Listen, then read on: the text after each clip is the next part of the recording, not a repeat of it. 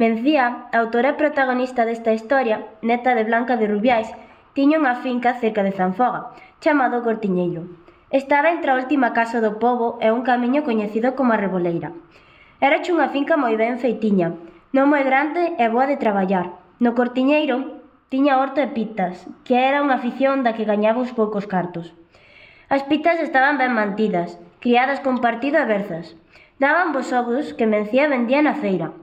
Unha ducia valía 3 euros, co cal moitísima xente os compraba.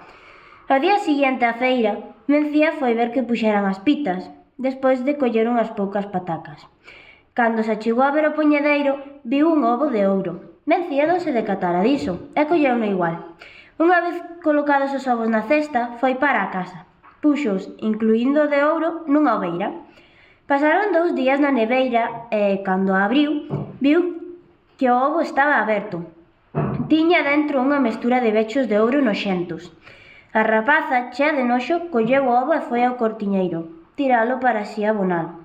Desde aquel día, unha berza de ouro nace no horto de Mencía, autora e protagonista desta historia e neta de Blanca de Rubiais.